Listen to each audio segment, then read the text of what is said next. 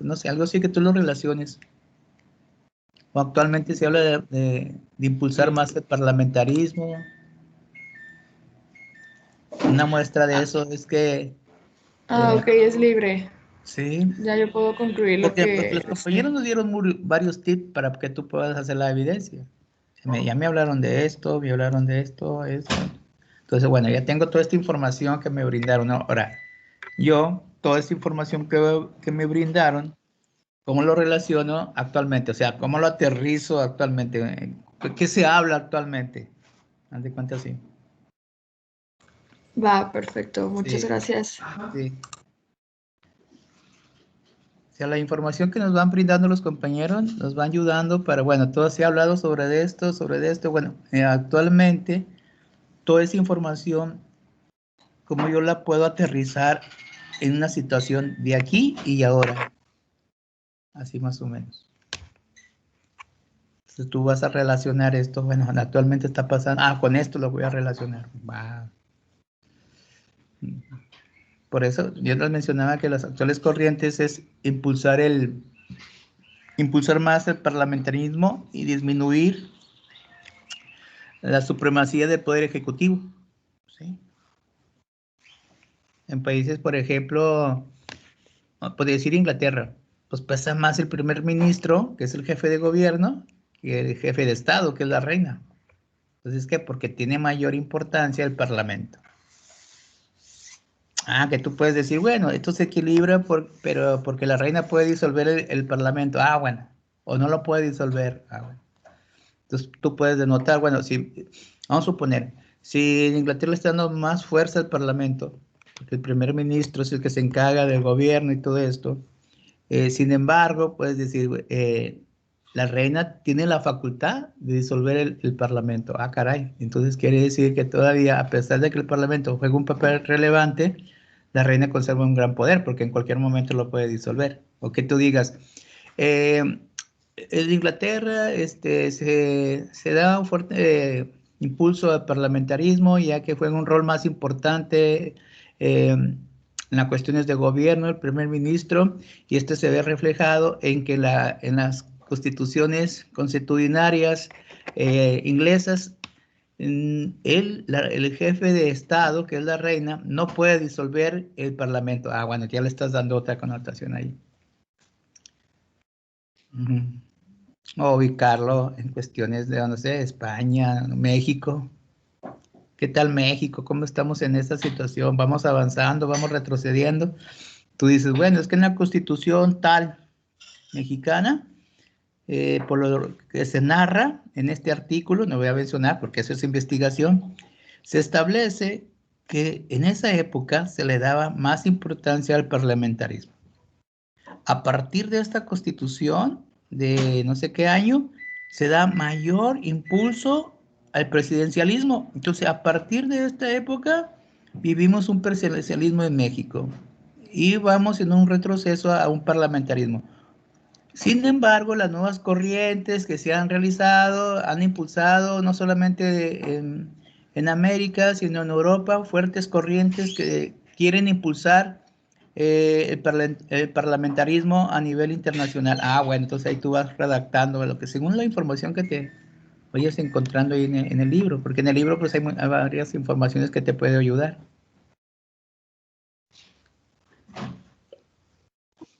Muy bien. Entonces ya vamos a ver los datos más recientes. Profesor. Fíjense que este dato pues ya les puede ayudar para ubicarlos un poquito más en la época actual. Sí. Me disculpa una pregunta. La evidencia es en equipos, ¿verdad? Sí. Okay. Pero, Gracias.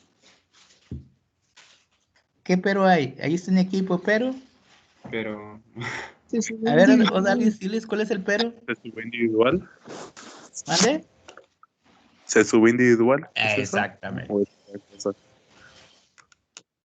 Así es, se sube individual. Muy bien. Tenemos integrantes del equipo 2. Interesante el tema, la nueva identidad del Congreso y Parlamento. Sí, que esto ya me ayuda a complementar mi información para aterrizarlo en actualmente. porque estamos hablando del siglo XXI. Entonces, ¿cómo todo lo que nos hablaron los compañeros, cómo lo aterrizo a la realidad presente? Siglo XXI. En esta información que me van a proporcionar aquí. Entonces ya complemento mi información.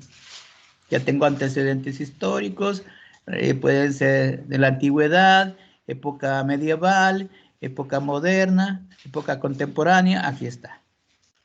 Si ya la quiero aterrizar a una realidad más concreta, aquí en México, tal, bueno, ya como es una investigación, es un ensayo, pues ya ustedes, y no es un ensayo que me ponga límites, entonces ustedes se van explayando ahí bien padre, ¿verdad? Muy bien. ¿Encontramos integrantes del equipo? Sí, profe, aquí estoy. ¿Con quién tenemos el gusto? Soy Sebastián Martínez del equipo Muy bien, 2. listos. Ilumínanos. Bueno, claro. Pues buenos días, mi nombre es Sebastián Martínez y somos el equipo 2 y vamos a hablarles de la nueva identidad de los congresos y parlamentos del siglo XX y XXI. Ahí sí pueden continuar con otra diapositiva.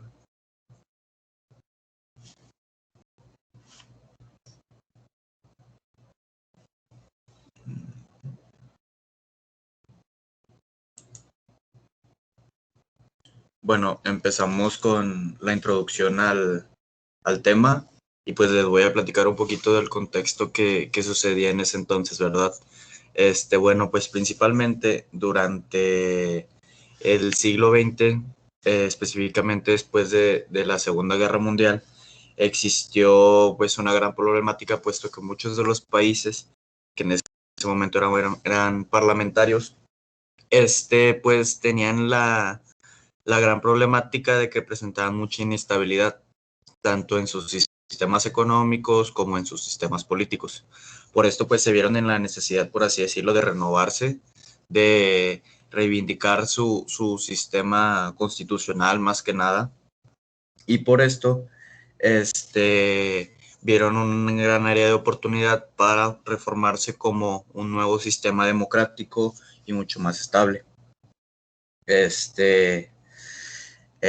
Tenemos como ejemplo a Francia, Italia, Alemania, etcétera. Y pues bueno, ante Oye, es que esta... también la historia les aconseja eso.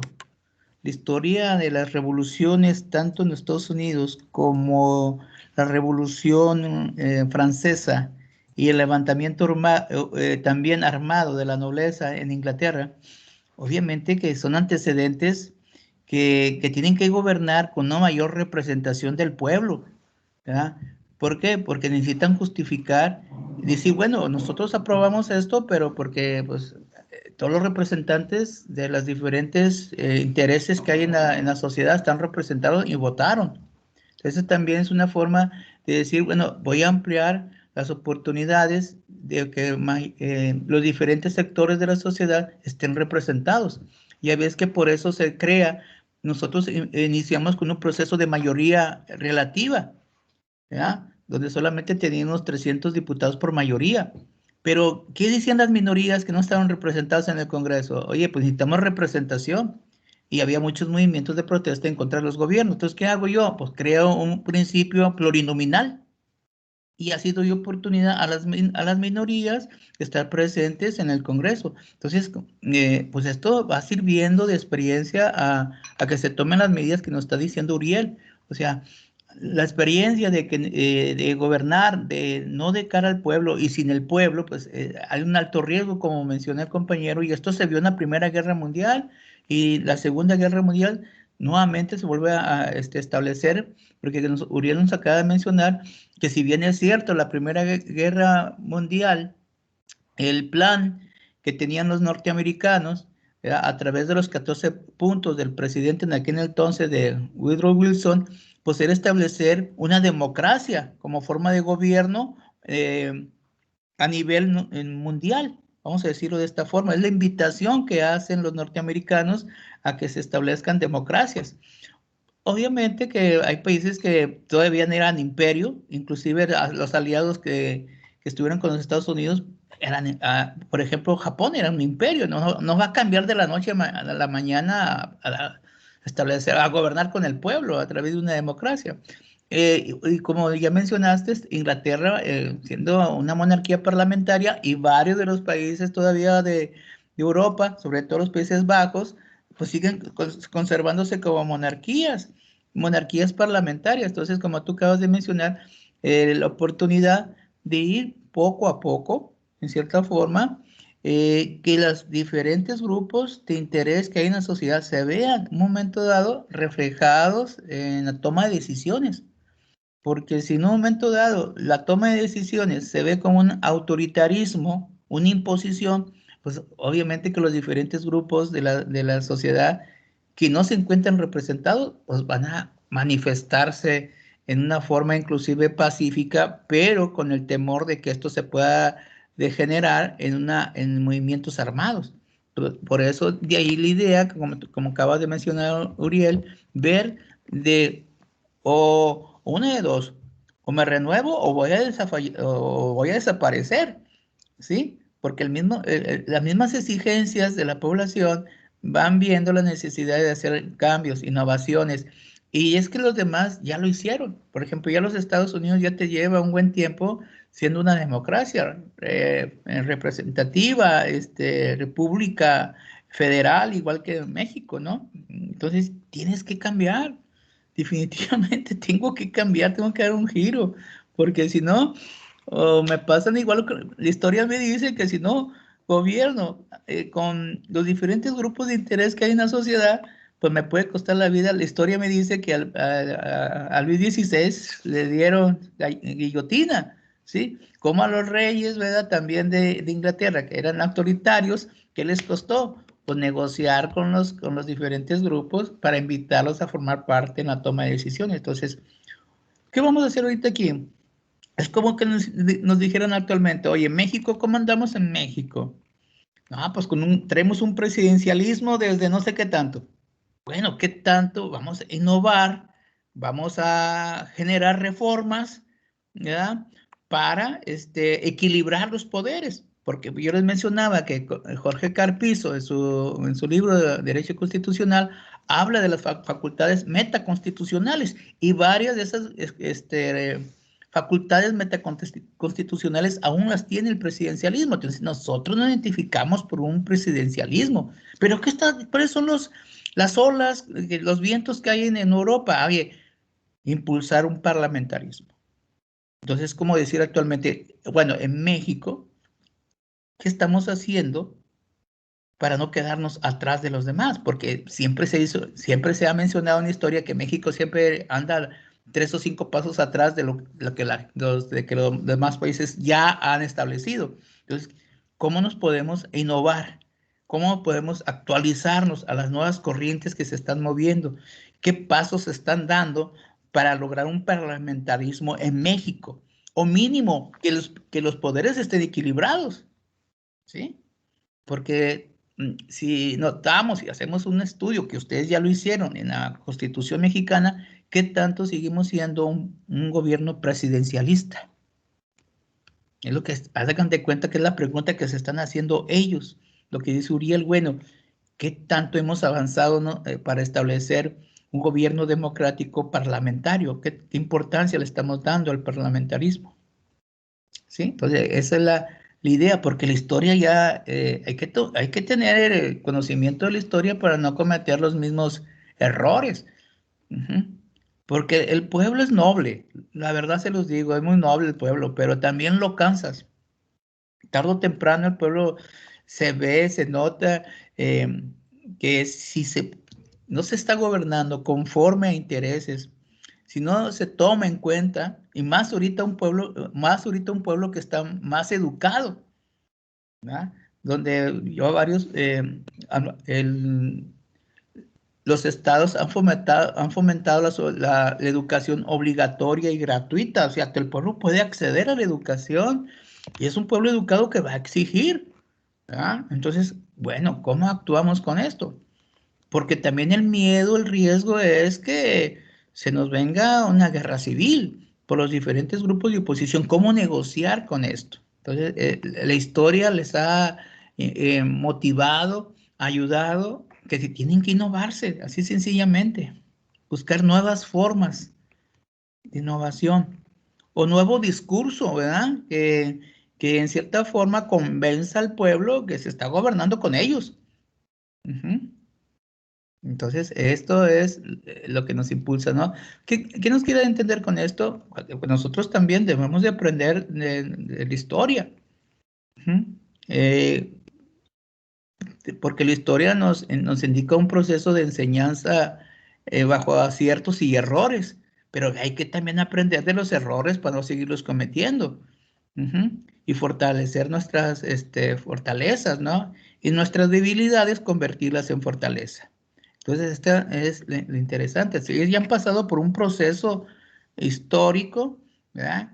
Evolutivo, de cómo han ido avanzando, pero ven la necesidad, de acuerdo a los acontecimientos, a lo que se vive en la realidad, que tienen que innovarse. Hoy o nos innovamos o desfallecemos.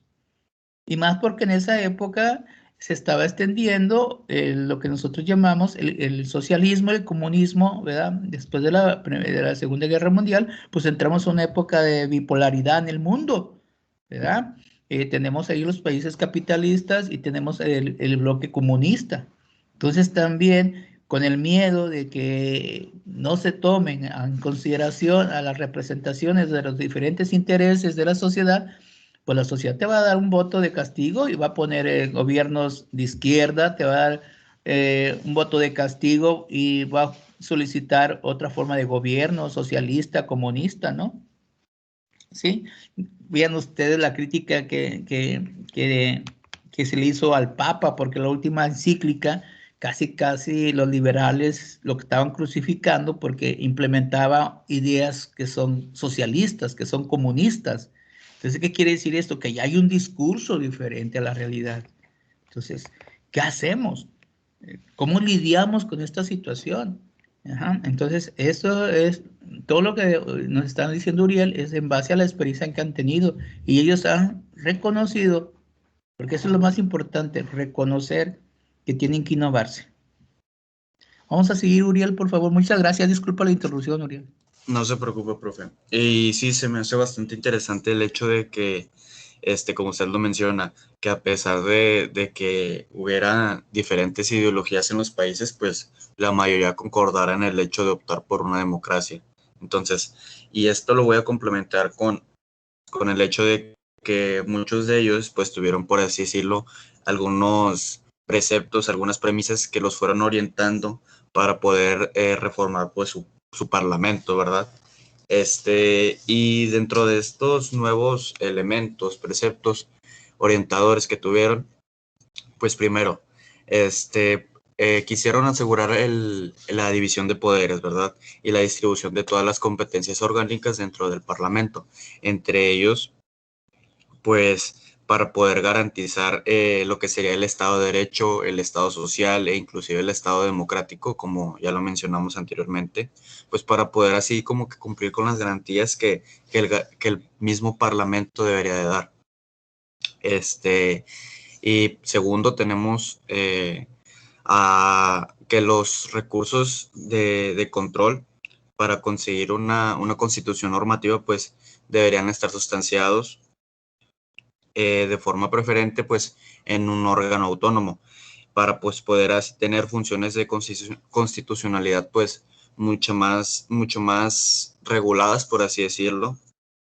Y pues principalmente estas fueron en tribunales y consejos constitucionales.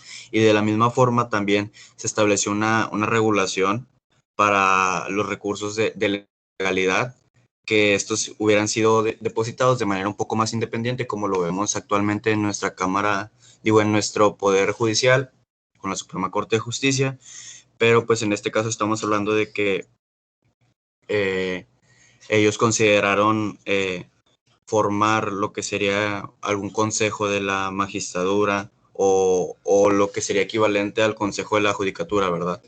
Y pues por último, como otro elemento orientador de los nuevos parlamentos, pues sería el hecho de que ya quisieron dejar atrás lo que sería la crisis de los parlamentos por tomar una vía que los ubicara como parlamentos mucho más racionalizados. Y pues ante esto tiene mucho que ver lo que sería el pluralismo político, puesto que ante su desboque, como aquí lo menciona en el libro, por así decirlo, un desboque es más que nada como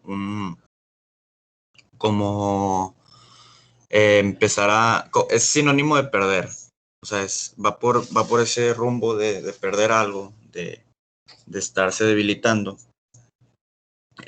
Quisieron como que darles nueva vida a lo que serían al pluralismo político, dotándolos de nuevo carácter un poco más regulado, más democrático, y pues así como que tener una idea mucho más clara de lo que serían, ¿verdad? Y evitar lo que llamarían pues los partidos caballos de Troya, que como eran los fascistas.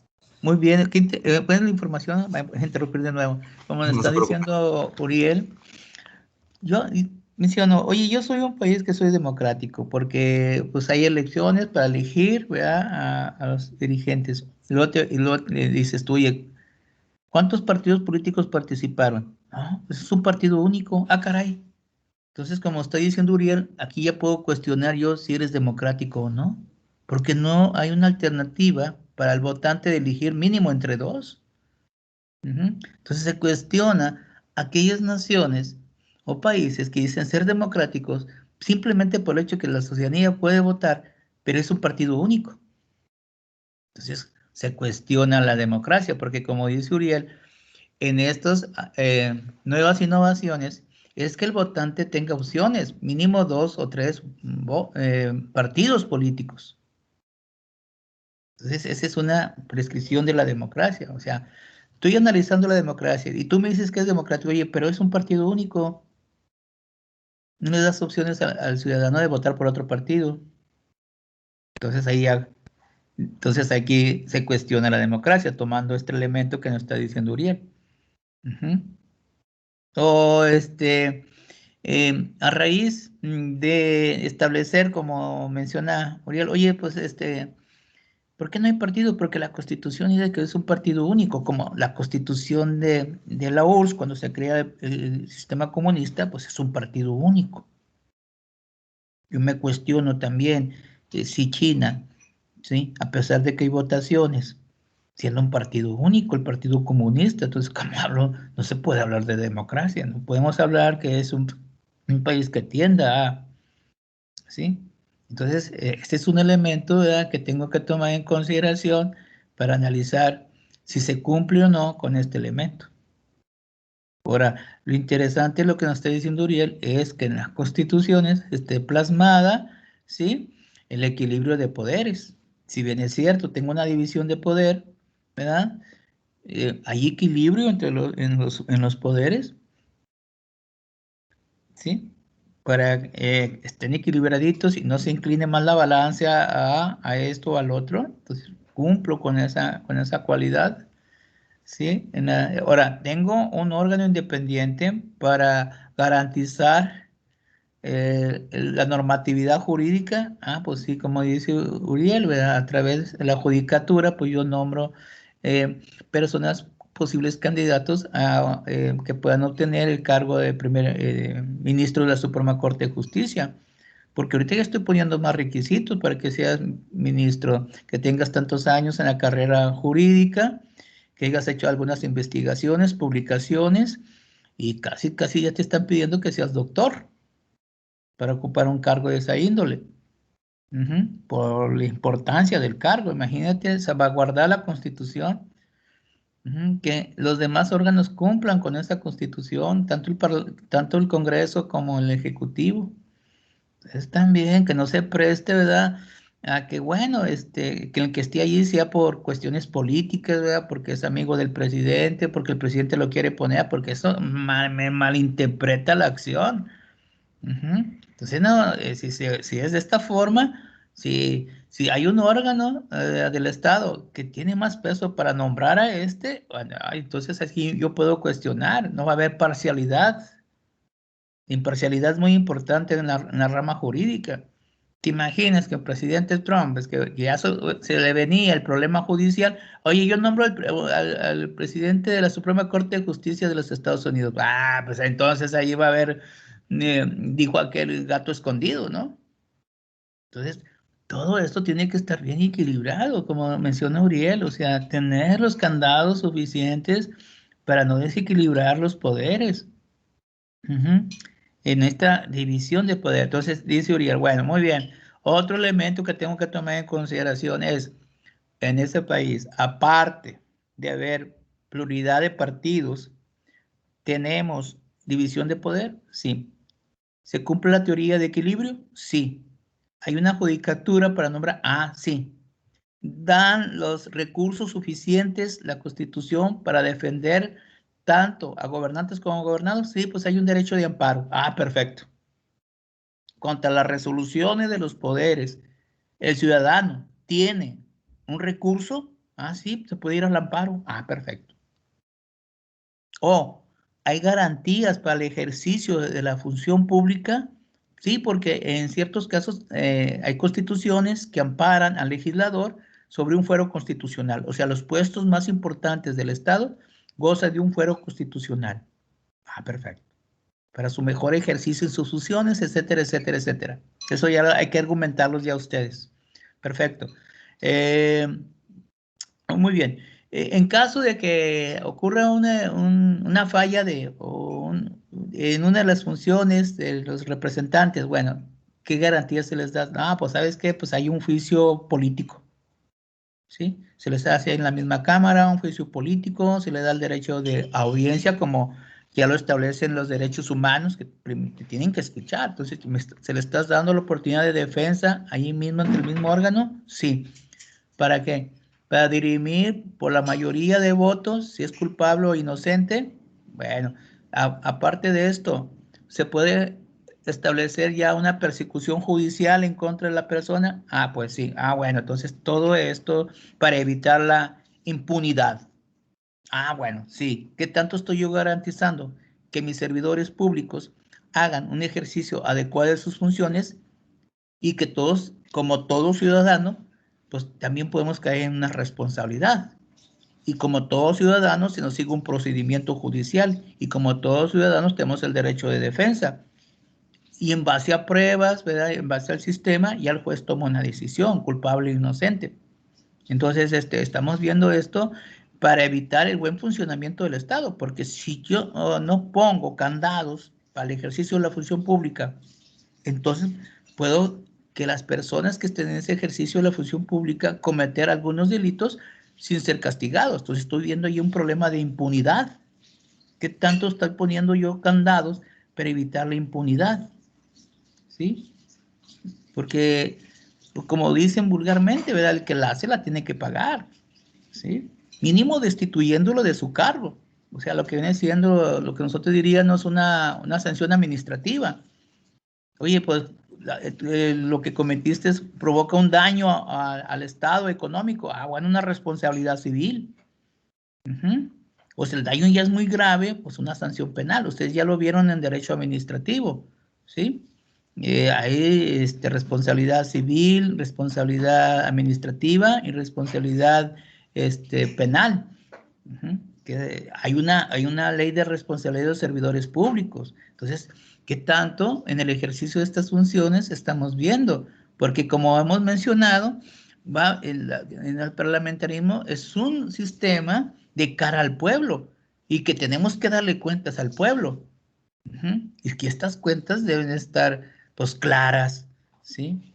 Y si no estamos haciendo bien nuestra función, mínimo una responsabilidad administrativa, pues ¿sabes qué? Pues destituirte de tu cargo, ¿verdad? Así de sencillo, ¿verdad? Entonces, todo esto usted lo tiene que ir analizando, y como Uriel nos está indicando en esta introducción, mira, tienes estos elementos, tiene este elemento, tiene este otro elemento. Fíjense cómo el autor cumple lo que nos dijo al inicio. Porque tengo que ver qué estoy entendiendo yo por parlamento, cuáles son los requisitos para establecer el parlamentarismo. el Congreso, diríamos nosotros, ¿sí? Entonces, todo esto tiene que estar bien analizado. Ahora, como estamos hablando de un derecho parlamentario y procedimientos legislativos, pues todo lo parlamentario tiene que estar regulado. Igualmente los procesos. Tiene que haber mínimo un reglamento que regule el procedimiento legislativo. Las leyes orgánicas del Congreso de la Unión, reglamentos internos, ¿verdad?, que regulen la actividad de las diferentes cámaras, de las diferentes comisiones del Congreso. Está todo eso regulado. Entonces, si no, pues hay que empezar a regular, ¿verdad? Y esa es la función que principalmente van a hacer ustedes, ¿no? Ustedes los politólogos. Tener la oportunidad de estar en la toma de decisiones y empezar a regular actividades. Y que nadie diga que hay un vacío legislativo en esa actividad, sino que está todo regulado. Entonces, la persona que llegue a ocupar los cargos ya sabe lo que tiene que hacer porque está todo regulado. Hay manuales inclusive impresos para ver todo el proceso. O sea, ya lo sabes. Nada de que no sabía. Y si no tienes conocimiento, pues actualízate. Hay que leer cuál es tu función principal allí. ¿Sí? En los cargos, oye, ¿cómo está regulado aquí? Empezar a regular. Ahora, estamos de acuerdo que son 3 años y hemos hablado también que pues en 3 años el legislador apenas anda ahí encontrándole el hilo al asunto y pues ya tengo que salir, ¿verdad? Ahora con la oportunidad de poder ser reelectos, ¿verdad? Pues hay que hacer un trabajo apropiado para que tengamos la confianza del electorado y nos vuelvan a elegir para ocupar ese puesto, para ese mismo cargo, ya con mayor experiencia en el Congreso y hacer ya una carrera parlamentaria, una carrera congresista, es decir, que lo tengamos muy similar a los Estados Unidos. Si tú sigues trabajando adecuadamente, trabajas de cara a tu distrito, oye, lo tienes al pendiente de toda información, cómo tú los representas allí, a lo mejor con la oportunidad de reelección, ¿verdad? Pues voy a obtener nuevamente el voto de mi distrito. Y dejamos un poquito la conversación que mencionamos en el viernes pasado, pues que yo le tenga que dar cuentas más al partido, que me amarra las manos el partido, sino que más que todo a la población que está brindándote una confianza de otorgarte el voto. Entonces, esa es la intención de que ciertos cargos tengan esa renovación, ¿no? Que se puedan renovar por cierta periodicidad, pero que se tenga también el derecho a la reelección, ¿verdad? Para hacer una carrera más parlamentarista. Ustedes, fíjense bien los parlamentaristas o congresistas norteamericanos, agarra uno, el que tú quieras, investiga cuánto tiempo tiene ya ejerciendo esa función en el Parlamento. Te vas a encontrar, oye, pues mínimo tiene ya entre 15 y 16 años ya en el ejercicio. ¿Qué quiere decir esto? Que la población sigue votando, ¿verdad? Le ponen otro candidato, pero si tú le has trabajado bien, la población te tiene que mantener en ese cargo.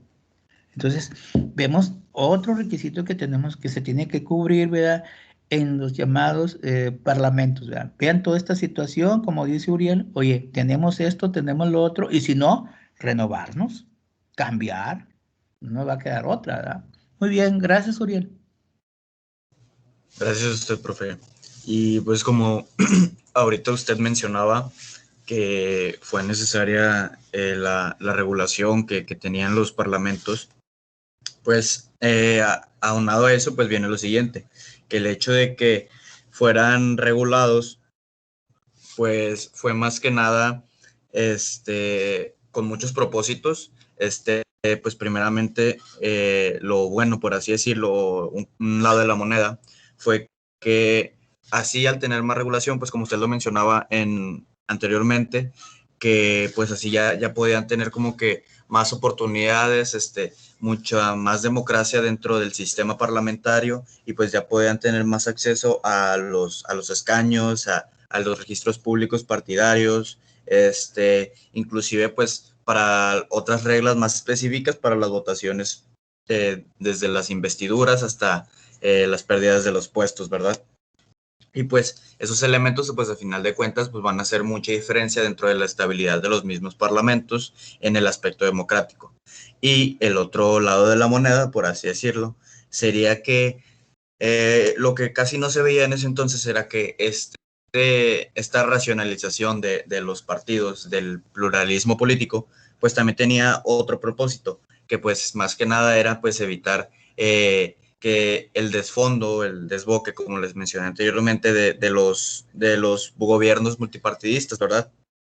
Que pues también, como les mencioné al principio, venían de la Segunda Guerra Mundial, necesitaban reivindicarse, necesitaban reformarse, reconstruirse, y pues por esto se dio lo que sería la racionalización, y pues ante un gobierno multipartidista pues iba a ser mucho más difícil que con la inestabilidad que presentaban, pues tuvieran una reconstrucción mucho más fácil. A esto da lugar la regularización que tuvieron en ese entonces. Por eso mismo existe mucho lo que serían los regímenes con mayorías absolutas como producto pues de la menor fragmentación que en ese entonces tenían. Y pues por eso se dio más que nada la racionalización de los partidos políticos y de los parlamentos. Bueno, pues esto fue más que nada la introducción. Yo voy a continuar con el siguiente punto, que sería la nueva identidad de los congresos y parlamentos en los regímenes democráticos.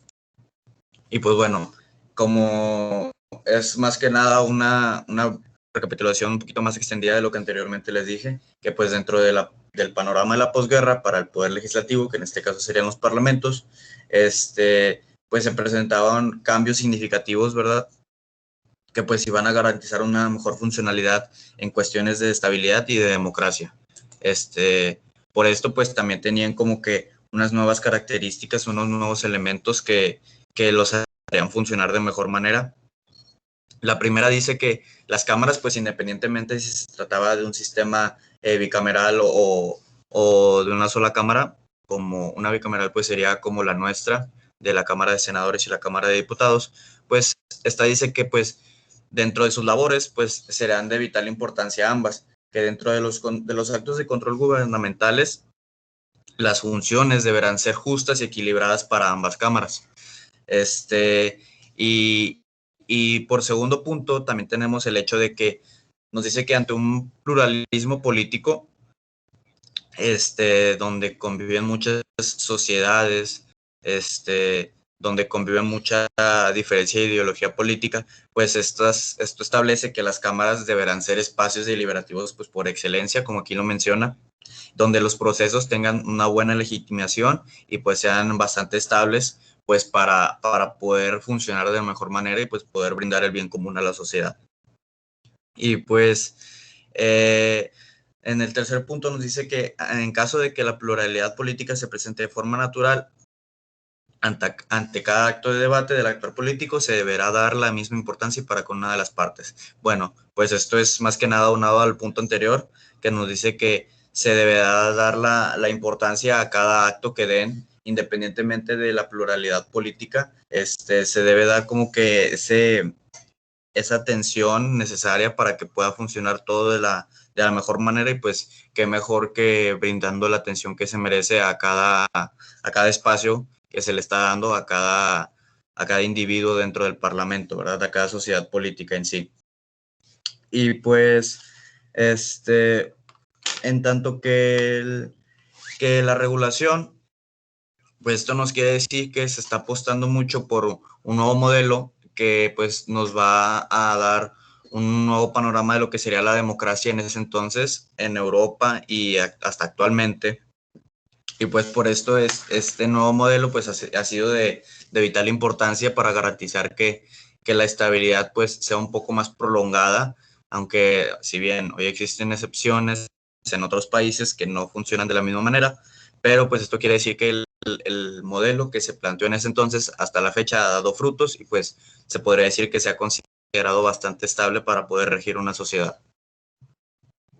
Y continuamos ya con la siguiente diapositiva que le toca, no me acuerdo quién.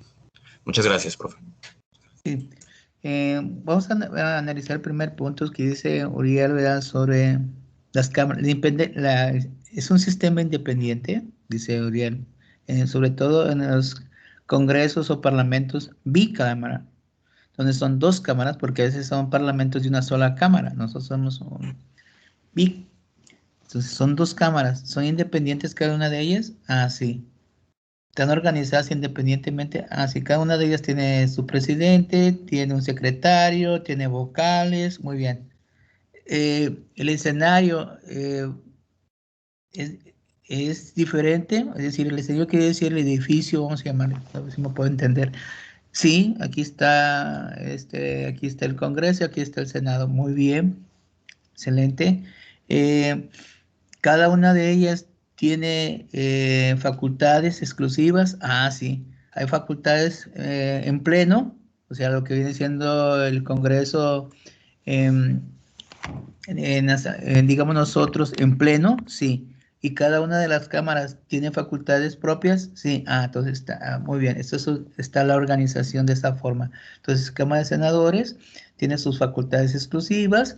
La Cámara de Diputados también tiene sus facultades exclusivas, trabajando independientemente, pero trabajando en pleno, ambas cámaras, estas son sus facultades. Por eso ustedes checan en la Constitución y vamos a ver, facultades del Congreso de la Unión, esto, muy bien, ahí están.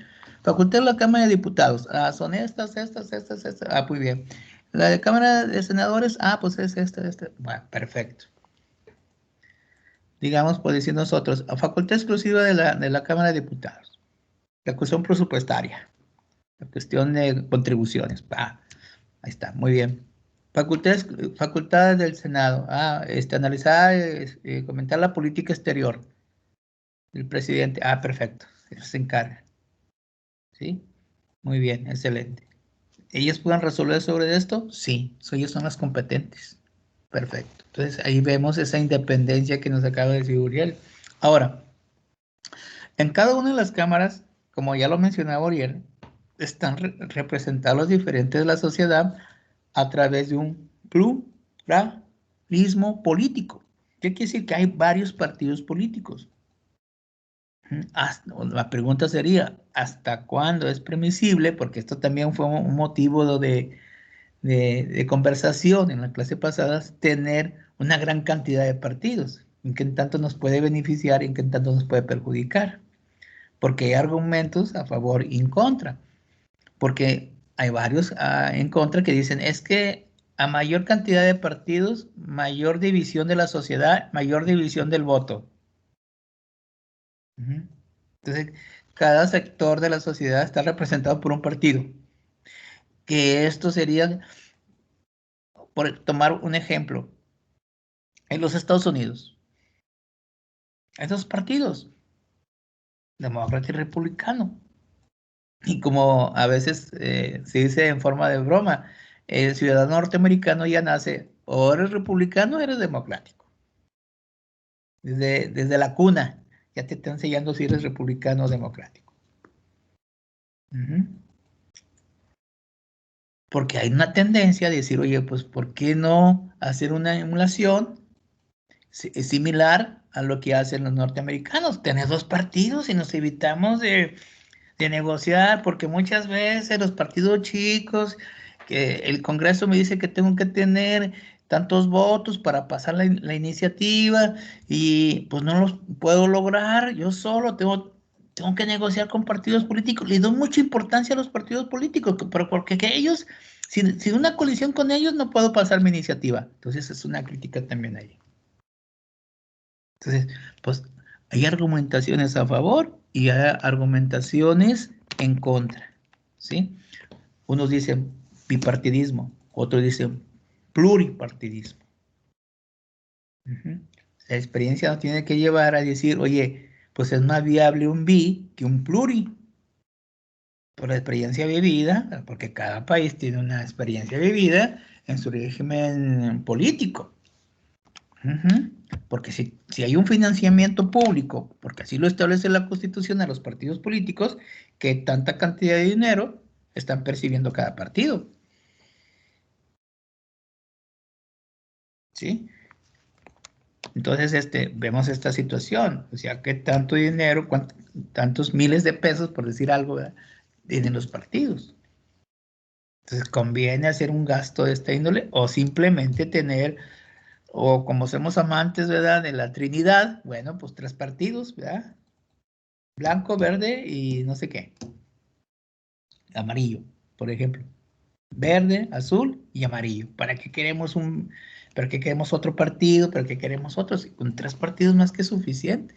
O puedes decir, bueno, vamos a calarnos con un bipartidismo para no dividir tanto el voto. Ahora, en las decisiones, como acaba de decir Uriel, porque si hay una infinidad de partidos, ¿con qué cantidad de porcentaje de votos el partido que gana las elecciones está gobernando? Porque mucha gente critica y dice, oye, es que está gobernando con un mínimo de ciudadanos, de votos. Dice que alcanzó apenas el 32% de la lista. No, caray. ¿Qué han tenido la experiencia otros partidos, otras naciones? Bueno, vamos a una segunda vuelta y por a ver si podemos unir ese porcentaje. Entonces, volvemos a lo mismo, lo que nos dice Uriel, innovarnos, reinventarnos. ¿Estamos bien con el modelo? ¿Sí? No tener miedo a experimentar cosas nuevas. ¿Sí? Proponer reformas, innovaciones, como dice Uriel. Y esa es la experiencia europea, ya no los mencionó Uriel, o sea, ellos tuvieron que reinventarse, innovarse, ¿sí? Entonces, ustedes como politólogos deben de analizar esto con profundidad. Nos vamos por un bipartidismo o una infinidad de partidos, porque imagínense ustedes tener una elección en un sistema electoral, 11 partidos. 11 partidos. Entonces hay que analizar por qué se permiten tantos partidos. Porque la Constitución dice que los mexicanos tenemos el derecho de asociarnos, ¿verdad? Y un partido es una asociación, muy bien, donde podemos reflejar intereses. Bueno, nos lleva a eso, o necesitamos hacer una reforma. Entonces tengo que estudiar las diferentes constituciones que están analizando un bipartidismo o ya tienen un bipartidismo. ¿Qué reformas tuvieron que hacer a sus constituciones para establecer el parlamentarismo? Bipartidismo, perdón. Es que la sociedad nada más puede elegir entre republicanos y demócratas y hay otras minorías que no están representadas y que necesitamos más partidos políticos y qué sé yo. Porque ¿cuál es la crítica que muchas veces se hace? Oye, crear un partido es un gran negocio. Es como crear una empresa. Caray, ¿por qué? Por el financiamiento que están dando. Entonces ya lo están viendo de otra forma. Entonces, pues hay que ver todo lo que se dice, los pro, los y los contra, valorizarlos. Como dice Uriel en idea, y que tengan todas las acciones la oportunidad de discutir y llegar a consensos. Porque como dice Uriel, en las cámaras hay una pluralidad de partidos que a cada uno se les toma en consideración porque tienen la oportunidad de tomar la tribuna y manifestar lo que ellos consideren pertinente cuando se va a aprobar una ley. Que todos los partidos pueden acceder a la tribuna, manifestar su parecer en cuanto a la ley que se va a aprobar. Oye, porque sí, se les da la importancia a todos, pues que sí, perfecto. Entonces, porque muchos dicen, los partidos mayoritarios se dicen, oye, es que soy cautivo de los partidos chicos. ¿Por qué? Porque tengo que negociar con ellos para hacer una alianza, para que me den sus votos, para que pueda pasar la iniciativa. O sea, ¿cómo? Si yo soy un partido mayoritario, ¿cómo voy a estar a expensas, verdad, de que estos que son minoría me den su porcentaje de votos para pasar mi iniciativa? Entonces, entramos en una discusión. Unos dicen, no, es que anteriormente más era un partido que pues, se ganaba de todas, tomaba las decisiones no era independiente el Congreso porque el presidente pues, tenía injerencia, qué sé yo, lo que habla en varios libros, ¿no? De materia constitucional. Hay esa independencia de las cámaras, tienen sus propias facultades, se les da oportunidad a todos los representantes a tomar la tribuna, a hacer su parecer, hay la oportunidad de discernir, de discutir y aprobar. Entonces, ¿qué necesidad? Es decir, en la aprobación, ¿cuántos votos requiero? Porque ustedes bien saben que en el Congreso pues hay mayoría absoluta para nombrar ciertos presidentes, se requiere de una mayoría relativa, 50 más 1, y la que es calificada, las 2/3 partes. Tengo que renovar la cuestión de votos para la toma de decisiones. O sea, que ustedes tienen que ver todos estos puntos de vista, ¿no? Porque para ver qué se puede hacer. Entonces ahí tenemos esa prioridad que nos menciona el compañero. Y la tercera, el debate. Todos tuvieron la oportunidad de debatir sobre el asunto que se va a tratar. Se les dio la oportunidad de votar libremente, de manifestar su voluntad.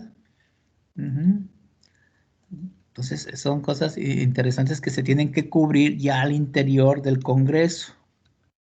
Y esto se ve, tiene, como dice Uriel, la necesidad de ser regulada. ¿Qué quiere decir esto? Que todo esto debe estar establecido en la Constitución, en las leyes orgánicas, ¿sí? Y reglamentos. Muy bien. ¿Algo más?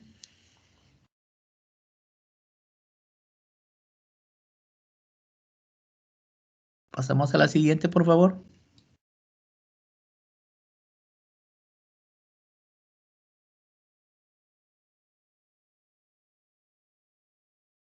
Ya le puedes cambiar, por favor. Bueno, ahora vamos a hablar sobre las características de la deliberación parlamentaria. Podemos decir que la deliberación parlamentaria es como un diálogo argumentado entre los congresistas que ayuda a tomar una decisión en el pleno de la Cámara. Y bueno, como estas características se pueden explicar ya enfocadas en las cámaras del Poder Legislativo mexicano. Como primera característica tenemos que los debates se someten al orden por la mesa directiva. La mesa directiva es un órgano colegiado de gobierno de cada una de las cámaras del Congreso de la Unión o de la Comisión Permanente que expresa su unidad política. En el debate pasa por asegurarse tanto el equilibrio y ritmo de los representantes camerales y lo que se espera por los mismos, que es el respeto que estos deben en el uso ordenado y plural de la tribuna. Algunos errores que se cometen en las mesas directivas parlamentarias es nombrar a legisladores que tienen un perfil inconveniente por sus trayectorias profesionales o personales, en especial a quienes se cuestione su falta de neutralidad para el ejercicio del cargo. Como segunda característica, tenemos que la deliberación parlamentaria tiene una connotación individualista y que está influenciada por el papel actual de los grupos o facciones. Lo que nos menciona es que cuando el ritmo de los debates y la preparación de la lista de oradores ya no surge de la improvisación, sino que comienza a surgir de la opinión creada por los intereses y cálculos de las facciones o grupos políticos involucrados en el debate, esto se convierte en un problema, y es por esto que los parlamentarios de estas nuevas generaciones fomentan la profesionalización del legislador, ya que es una virtud y la preparación para la eficacia. ¿Le puedes dar ya? Como tercera característica tenemos que la deliberación es pública por esencia y se enfoca en dirección dual. Esto quiere decir que cualquier debatiente se dirige al público cameral, pero nunca se pierde de vista a los medios de comunicación. Por esto el proceso del Parlamento inicia con la popularización de los medios de comunicación, y una de las preocupantes era el abrirse al público. Esto tiene que ver con el crecimiento de la pluralidad partidaria y la presencia de otros medios de comunicación como la televisión, la radio, las redes sociales y la audiencia. Y eso lo podemos ver realmente, pues hay un canal del Congreso, ustedes lo saben. Bueno, muchas veces les pregunto a los alumnos, ¿lo han visto? No, pues no, maestro, es que nomás se agarran allí. No, es que esto es una audiencia pública, como dice Magali, ¿sí? De cara al pueblo, ¿qué se está discutiendo? Entonces, Hay canales del Congreso, ¿verdad? Donde igualmente de la Suprema Corte de Justicia de la Nación hay un canal, ¿verdad? Donde se libera y todo esto, ¿gobernando de qué? Como dice la señorita, abrirse al público. También va a haber algunas sesiones del Congreso donde asiste el público. Hay cierta audiencia pública, ¿verdad? Y ahí están la gente viendo cómo están trabajando los legisladores, los congresistas o los parlamentarios, ¿verdad? Entonces, como dice la señorita, hacer más público lo que está allí. O sea, mayor claridad, ¿sí? Que todo el ciudadano tenga la oportunidad de conocer qué es lo que se está deliberando en las cámaras. Entonces, dice Magali, inclusive el uso de redes sociales, ¿verdad? Entonces, también puedes ver canales en las redes sociales que están informando constantemente de las liberaciones que hacen en el Congreso. Entonces, es como, pues esto dentro del proceso legislativo ya ves que está la iniciativa, ¿sí? Y luego, uno de los elementos es discutir lo que nosotros llamamos liberación. ¿Ya? Y como dice, como es el máximo escenario, imagínense ustedes la asamblea de representaciones del pueblo, ¿verdad? Todos los oradores, como dice Magali, pues deben tener un respeto, ¿verdad? De tolerancia, cosa que muchas veces no sucede, ¿no? Porque ahí están los parlamentaristas agarrándose unos con otros y damos mala imagen al exterior. Yo me acuerdo la otra vez que estaba viendo en la televisión una liberación, me parece que fue en Corea del Sur, me parece. Y hasta llegaron a los puños los congresistas. ¿Cómo? Pues si no es barriada, o sea, estamos en una de las instituciones tan importantes que en el Congreso donde se supone que se está liberando a un nivel muy alto, ¿no? De conocimiento, de argumentación. Y luego de ahí salimos con charrasquillos, salimos con bromas pesadas al otro grupo, le doy la espalda, le hago malas señas con el dedo, y ¿qué es eso? Y luego las cámaras ahí, al congresista está deliberando, está leyendo ahí su agenda personal, tiene una revista ahí medio raras, chateando, o sea, ¿cómo? O sea, entonces también, como ya son públicas, en cierta forma, también los parlamentarios, los congresistas deben tener mucho cuidado, ¿verdad?, con lo que están haciendo, porque están siendo observados por el público. ¿Sí?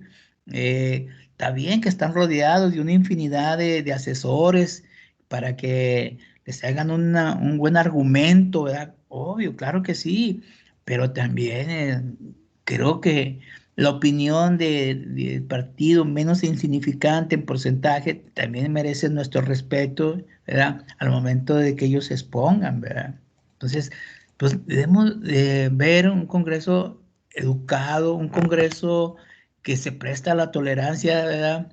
Porque pues imagínate imponer nuestras ideas a los demás, ¿verdad? Entonces, que nos lleve a un buen diálogo o a una buena liberación, como dice Magali, con argumentaciones sólidas para que al momento de llegar a la votación, que es uno de los siguientes pasos del proceso legislativo, que es la aprobación, pues realmente aquel que tenga los argumentos suficientes, científicos, apropiados, los antecedentes, la exposición de motivos, una buena justificación, ¿verdad? Una buena argumentación, avalados con estudios internacionales, avalados con especialistas, pues excelente. O sea, a mí, a pesar de que sea un partido contrario, por lo que está ahí mostrado, por la forma que me lo presentó, pues debo tener la humildad de darle mi voto, ¿verdad?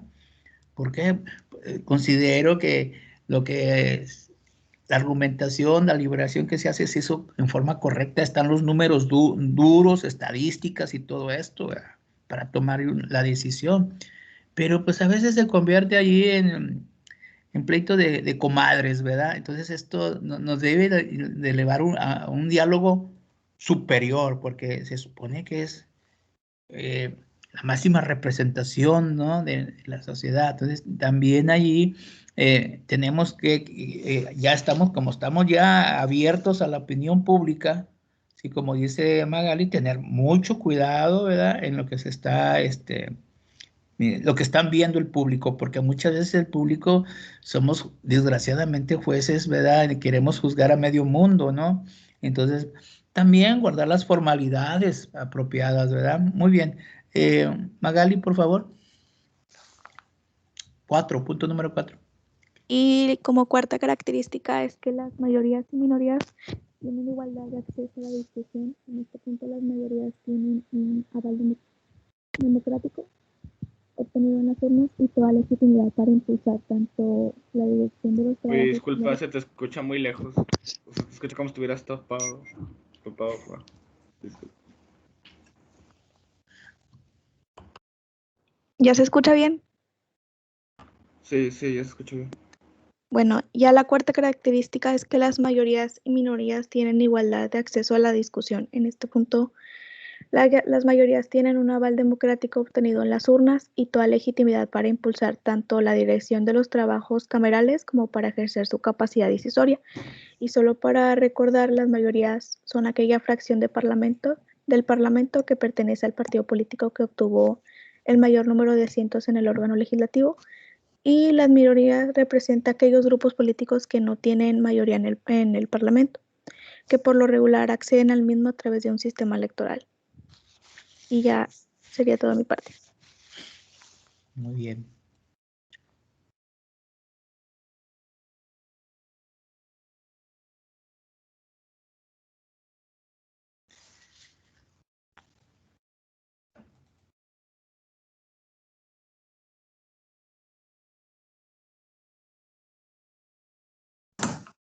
Bueno, ahora voy a continuar yo con las últimas 3 características. Una de ellas es la deliberación implica cortesías recíprocas, pero tolera el tono fuerte y ríspido de los debates. Este punto hace referencia sobre los modos y los tratos entre los representantes en los debates y cómo estos se han ido perdiendo. Un ejemplo es el Parlamento inglés y cómo mantienen ellos un buen trato durante un debate. En el libro se menciona que esto sucedía ya que el género era casi unánime dentro de las sesiones, al igual que la clase, los estudios y los intereses que estos perseguían. Porque pues actualmente, como conocemos, los debates son representados por personas que defienden sus intereses y sus distintos puntos de vista, y pues es fácil y es más común ya que esto termine pues en una discusión.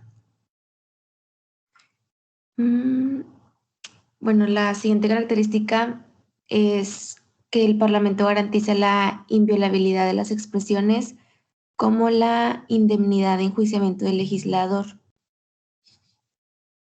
Un ejemplo más fácil con el que se puede entender este punto es el de la inmunidad del procesamiento civil o penal con el que cuentan los diputados y los senadores, que se establece en la Constitución en el artículo 61, que nos dice que son inviolables por las opiniones que manifiesten en el desempeño de su cargo y que jamás podrán ser reconvenidos por ellas. ¿Le pueden dar a la siguiente, porfa?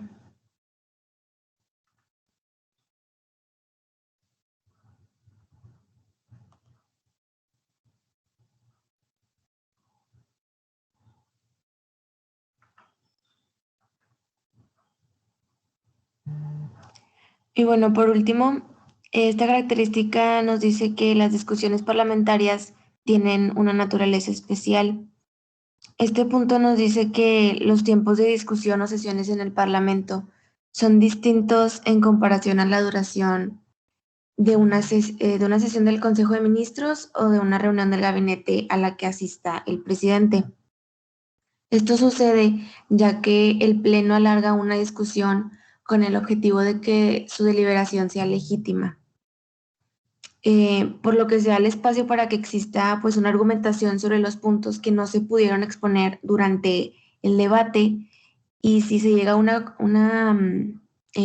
decisión con la que el Pleno esté de acuerdo y satisfecho, el Pleno cierra las rondas de discusiones y después de que la cierra se vuelve ilegítimo invocar a una sesión para intentar cambiar las decisiones o la decisión que ya tomó el Pleno. Y pues esto sería todo de mi parte.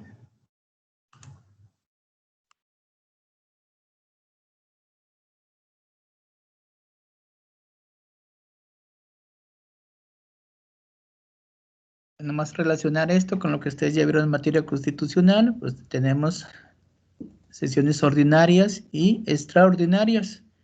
Ahora, en cuanto a la liberación, pues hay que tomar en cuenta la organización muy bien, qué tanto tiempo se le va a dar a cada partido, ¿verdad? Para el momento que tome la palabra, pues, no sé, tal vez esté sujeto a 15 minutos de exposición y después que sigue el otro, entonces se tiene que estar organizado hacia el interior, como más adelante lo vamos a ver. O sea, ¿qué tanto tiempo les vamos a dar a los diferentes grupos parlamentarios tomar la tribuna? ¿Sí?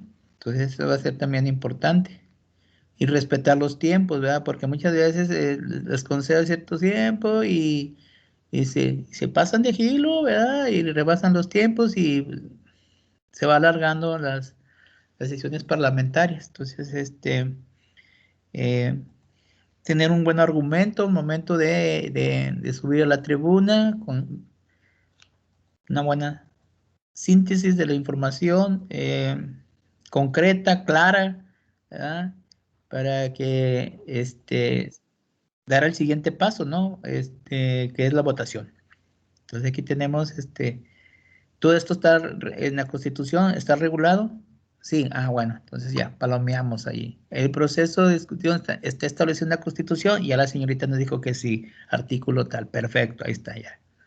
Está reglamentado todo esto. Esta información que se maneja está regulado por la ley orgánica del Congreso. Sí, bueno, ¿qué tanto tiempo? Sí, palomeamos. Está regulado. ¿Sí? Para ir yendo ya, ir poniendo palomita, ¿no? Sí, en esto tenemos que trabajar, esto no, esto sí, esto no. Entonces aquí palomeamos, ¿verdad? Muy bien. Preguntas, dudas. Recuerden que estamos en una de las fases del procedimiento legislativo, la liberación, discutir, para luego pasar a la aprobación. Muy bien. Muy bien, principios parlamentarios contemporáneos. Muy bien, excelente.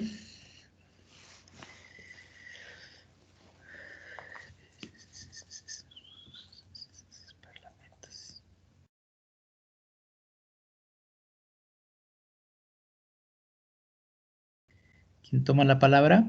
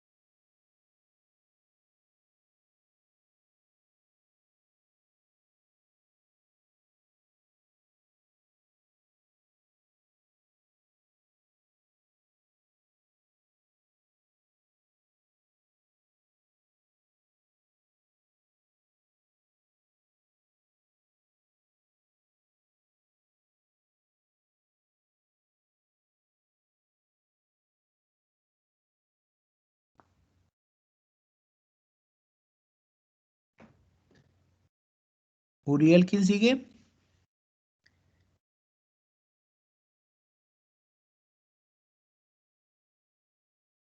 Buenos días, profe. Es Sí, buenas que esta tardes. parte le tocaba a mi compañero Juan, pero tuvo problemas con el tema de la luz y no se pudo conectar. Entonces, aquí estoy, si quieres, yo empiezo con los principios.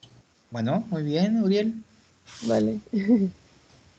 Bueno, pues dentro de los primeros principios parlamentarios, encontramos lo que sería primero el principio de deliberación, el cual nos dice que pues es de suma importancia para cualquier parlamento hoy en día, puesto que con pues nos garantiza, por así decirlo, la justa participación y el respeto a cada uno de los puntos de vista dentro de las sociedades que existen en los parlamentos, ante pues un contexto mucho más pluralizado, donde el multipartidismo está mucho más que presente, ¿verdad? Esto para garantizar las resoluciones mucho más estables, constructivas y legítimas para cada uno de los asuntos que van a concernir a los parlamentos.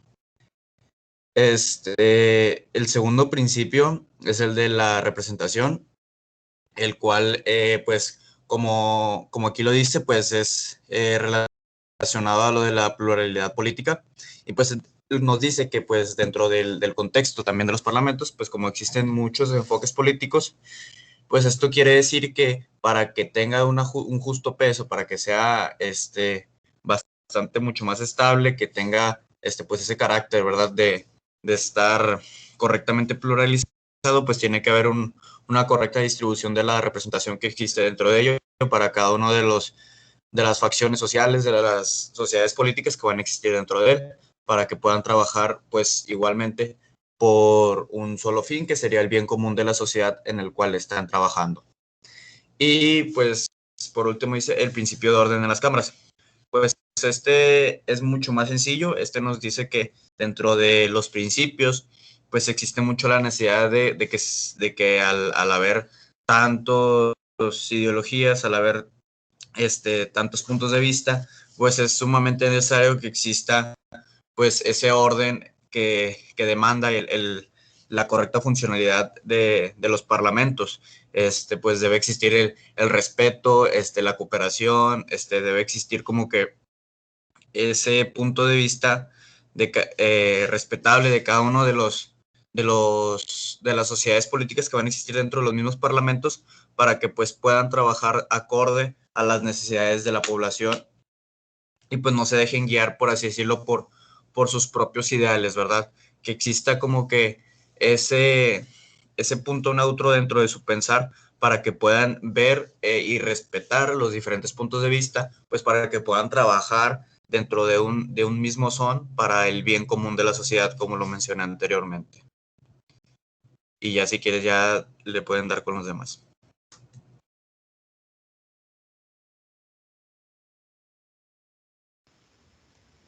Bueno, ahora bien, pasaremos al cuarto principio parlamentario, que justamente pues, nos habla de la información e investigación parlamentaria, siendo estos un elemento propio del control parlamentario. Pero, ¿qué nos dice esto? Básicamente nos dice que lo que busca este principio es que se difundan los valores del Parlamento y que se garanticen principios tales como la separación de poderes a través, claro, del ya mencionado control parlamentario. Cabe destacar que el control parlamentario dentro del Estado constitucional y democrático se basa más que todo en ser un puente entre la sociedad civil y el propio Estado, resultando así pues el foco de la opinión pública, permitiéndole a esta última pues formar su propia idea acerca de la actuación del gobierno. ¿Le puedes dar ya, porfa? De igual manera, tenemos el quinto principio, el principio de la argumentación parlamentaria, que como su nombre lo dice, pues se enfoca en la argumentación, cosa necesaria en los poderes y órganos públicos del Estado constitucional, puesto que respalda sus decisiones y los actos. La argumentación, al basarse en la igualdad, equidad y libertad, resulta en decisiones y actos legítimos. Ahora bien, el principio de la argumentación, visto desde la democracia deliberativa, nos dice que pues precisamente la argumentación sirve para vincular el Estado constitucional de derecho y la democracia deliberativa. Por último, es importante mencionar también que la naturaleza o el ser de este principio es jurídico, político y ético, lo que permite que los interesados pues participen de una forma independiente, autónoma y paritaria, de modo que esto se vuelva un proceso legítimo. Continúa mi compañera. Gracias, profe. Sí, vamos a continuar. Ujú. Bueno, ahora sí vamos a comenzar a hablar sobre los últimos dos principios, y es el principio de decisión de la mayoría y la correlativa protección de la minoría. Que si bien si el Congreso o el Parlamento tiene el encargo de cumplir con una función deliberativa parlamentarista, es determinar dicha función, solo resulta realizable a través del voto aprobatorio o reprobatorio de quienes han participado en sus respectivos procedimientos, ya que, pues, de acuerdo con la importancia y trascendencia de este asunto de discusión, es consustancial a las decisiones parlamentarias la acción de flexibilizar o de agravar los requisitos del quórum, tanto como para abrir la deliberación como para llegar a su conclusión. Pues esta nos afirma que irrealizablemente el parlamentarismo democrático es que la mayoría decide, por lo que de la misma manera puede afirmar que a dicha mayoría y a todo lo entramando orgánico parlamentario se le vincula para garantizar la protección del estatuto inclusivo de las minorías. Pues de ahí, si en el periodo de tiempo de cualquier procedimiento parlamentario se llegara a acreditar una lesión o alguna marginación manifiesta a los derechos de las minorías, aunque aún así exista un procedimiento exitoso de dicha mayoría, pues implicaría una mera edición formalista, pero con irremontable carga de ilegitimidad. Y bueno, en su mal anterior, el carácter decisorio de las cámaras o de los órganos que sirven en sus plenos necesariamente conlleva el poder de la mayoría, el cual, si pretende un ejercicio democrático y sin cuestión de las decisiones camarales, es necesario haber contado con el concurso y deliberación previa de las minorías.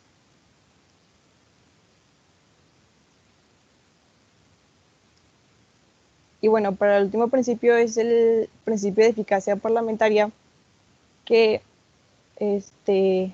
aquí los regímenes democráticos demandan que la toma de decisiones o cargo del Ejecutivo, Legislativo y Judicial pues sean eficaces en los diferentes planos que atraviesa dicho proceso, lo cual supone el cumplimiento puntual de los términos en cuestión que se ha presentado el diseño, discusión, aprobación, ejecución y evaluación del catálogo de bienes sociales ofertados anteriormente. Por lo que bajo este principio de eficacia parlamentaria se recomienda tomar en cuenta a diferentes planos de la sociedad, de tal manera que no basta atender una dimensión formalista dentro de las cámaras, como sería la producción de normas y decretos, y menos apoyarse en la numeralia mecánica de resultados para conseguir una legitimidad decisoria institucional. Y bueno, pues el objetivo de reflexionar sobre este principio de eficacia es delimitar una propuesta integral para definirlo y observar cómo puede implementarse, ya que pues el camino que para su construcción es a partir de las preguntas de cómo se define la eficacia parlamentaria, ya que cómo puede ser construida la eficacia parlamentaria más allá de un concepto instrumental, o también cómo distinguir elementos para observar el proceso parlamentario en términos de eficacia. Por lo que estos aspectos a considerar en la construcción de la eficacia en el diseño de mecanismos son dos. Uno, que haga participe la sociedad, ya que la importancia de este requisito es incluir a la sociedad sin obstaculizar el trabajo parlamentario.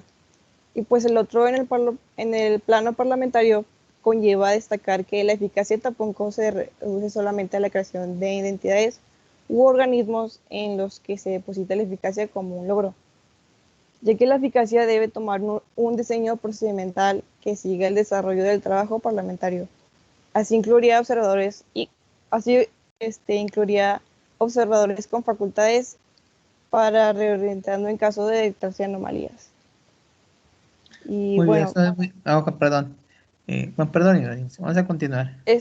No, y así a manera de conclusión de estos Ok. principios parlamentarios anteriormente mencionados, encierra de categorías axiológicas apoyadas en la racionalidad que busca no solo apreciar la funcionalidad real o aparentemente de las instituciones públicas, esto entendido como el ser, sino sobre todo de las formas de actuación más edificantes y más mandatorios, ya que poseen conciencia plena en las implicaciones y el carácter contemporáneo de la representación. Esto lo entendiendo como el valer de las instituciones. Y ya sería todo, profe. Muy bien, muy interesante. Todo este punto que hablas, ¿no? Para ser más eficaz, dices, donde se haga partícipe a la sociedad. Creo que ese es un punto muy importante, porque si la sociedad se ve incluida en la toma de decisiones, que al fin y al cabo, ¿quién la va a tomar? Pues el legislador. Si la sociedad se ve en cierta forma escuchada y aparte participa en la toma de decisiones, digámoslo así, ¿verdad? Entonces, es claro que las resoluciones emanadas del Congreso tendrían una muy buena aceptación por parte de la población. ¿Qué quiere decir con esto? Oye, si yo voy a establecer, vamos a poner una ley de educación, perfecto. Obviamente quien tiene un liderazgo, pues es la Secretaría de Educación, tiene que presentar una iniciativa a los legisladores, muy bien. Los legisladores tienen que actuar a través de las diferentes comisiones, tenían que convocar reuniones, ¿dónde? Pues escuche, ¿a quiénes? Pues al sindicato de maestros, ¿sí? Tal vez a los representantes, tal vez crear una asociación nacional de estudiantes para que a través de esa asociación nacional, ya les estoy dando ideas, a través de esa asociación de estudiantes, también los estudiantes participen en la innovación del diseño educativo. Se toma a la Sociedad Nacional de Padres de Familia, también se toma organismos, a la tendencia de organismos internacionales, que es lo que están marcando en la educación. O sea, si tú empiezas como dice la señorita Fabiola, y como lo menciona el libro, si tomas la sociedad se ve participando en estas decisiones, esto va a hacer que tu trabajo como parlamentario sea más eficaz y que la opinión pública, digo, que se rinda a tus pies. ¿Por qué? Porque tomaste el parecer no solamente de tus pares en la liberación, estás tomando en cuenta los diferentes grupos que están, que participan directa o indirectamente en la educación, ¿verdad? No podemos implementar una ley de educación con desconocimiento del sistema educativo, cómo están los salones, qué cantidad de maestros, la preparación de los maestros. O sea, tienes que englobar todo, hasta lo más mínimo, ¿no? ¿Verdad? ¿Para qué? Para que, como dice Fabiola, sea más eficaz tu trabajo como parlamentarista, como congresistas. Entonces creo que es importante eh, que la sociedad participe, ¿sí? Porque a fin y al cabo, los destinatarios de la ley, pues van a ser la misma sociedad.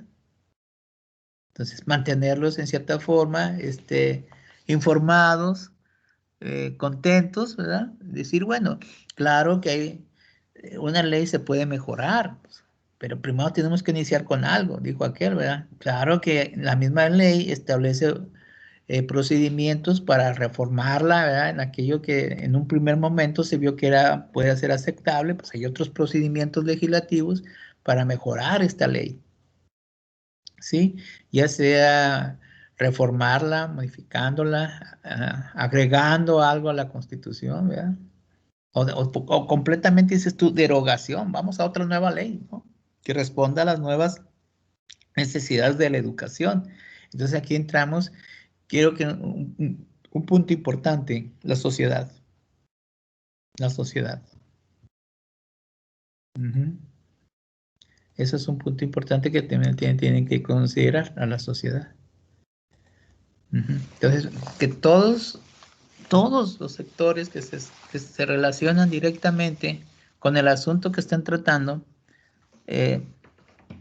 tomarles su opinión, vamos a llamarle su parecer, para que esto vaya aclarando todo esto te va a ir ayudando a ti para tomar una decisión o hacer las aportaciones pertinentes, ¿verdad? A la iniciativa de ley.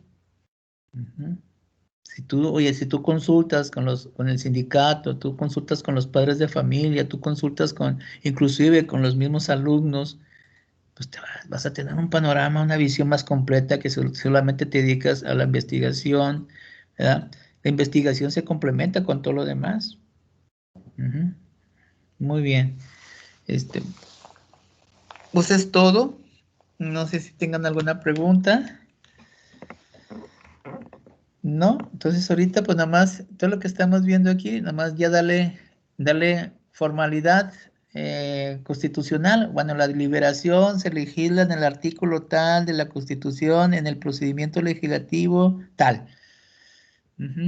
Las sesiones son ordinarias, extraordinarias, las ordinarias son estas, las extraordinarias son... perfecto. ¿Sí? Entonces ya dale forma, porque ya la señorita nos hizo una vinculación muy interesante, me parece que fue Dulce, o si no me equivoco. Dijo, bueno, el artículo tal dice esto, perfecto, así debemos de hablar. Fundamentado, bueno, es que la Constitución dice sobre esto. Por ejemplo, que digas tú, pues sí, hay dos cámaras y cada una de ellas son independientes cuando tratan de facultades exclusivas de cada uno. Por ejemplo, la facultad de esta, facultad de la otra. Sí, así. Nos ayuda más a comprender lo que estamos analizando. Pues muy bien, excelente. Nos vemos creo que a las 10:20, a 12. Entonces, a todos aquellos que tienen la clase de teoría, pues nos vemos en teoría. A los demás, pues sigan pasando un excelente día y cuídense. Y no les olvide poner la asistencia aquí en el chat, por favor. Nos vemos. Muchas gracias, maestro. Buen día. Gracias, profe.